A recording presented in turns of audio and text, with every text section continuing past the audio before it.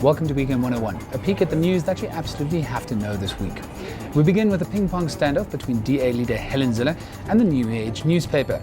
It all began when the Western Cape Premier pulled out of a series of breakfasts that was organised by the publication when it emerged that several state-owned enterprises had funded the events to the tune of tens of millions of rand. Helen Zille said that this amounted to blatant corruption on the part of government. She was then labelled a hypocrite when it was claimed that she knew the events were sponsored by state-owned enterprises after attending a breakfast that was sponsored by Telkom last year. What then followed was a report that the DA had received a donation from the Gupta family, who own the New Age and are known to be benefactors of President Jacob Zuma. Now, wait for it. Zille came out and claimed that she didn't actually receive the money from the Guptas, but a Gupta employee. Now, should we really be that surprised that one of the most connected political families in South Africa also filled the coffers of the opposition? I'll let you decide on that one. We'll stay local, but move to the Nkandla Gate scandal when it emerged this week that no state money was illegally used to jazz up Zuma's rural homestead in Nkandla, but over 200 million rand was spent on upgrading security there.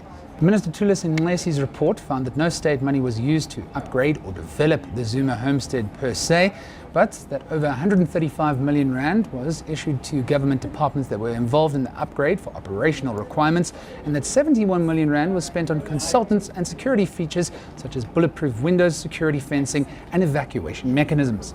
Now, while it's important to have adequate security for our number one citizen, was it really necessary to spend the same amount of money that could have been used to build several schools and hospitals? Zuma, the man of the people, is he really in clear and present danger? Or did we go to war with someone and nobody told us? Moving overseas now, Syria is heating up again. After almost 3 years of civil war, Israel launched a rare airstrike within the troubled Middle Eastern country. A convoy believed to be carrying anti-aircraft missiles due to be delivered to Hezbollah militants in Lebanon was targeted. This intervention by Israel adds a potentially flammable element to an already inflamed situation in Syria. As President Bashar al-Assad refuses to engage with the rebels or entertain even the slightest possibility of him stepping down, perhaps Israel's involvement in the region will provide the impetus needed for the rest of the world to become involved too. It's just sad that it's taken the death of over 250,000 people for the world to wake up and decide to do something constructive.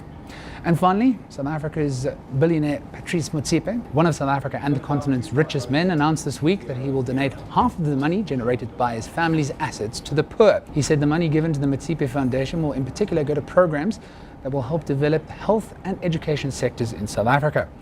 As of November 2012, Forbes magazine listed Motsepe's worth alone at $2.65 billion.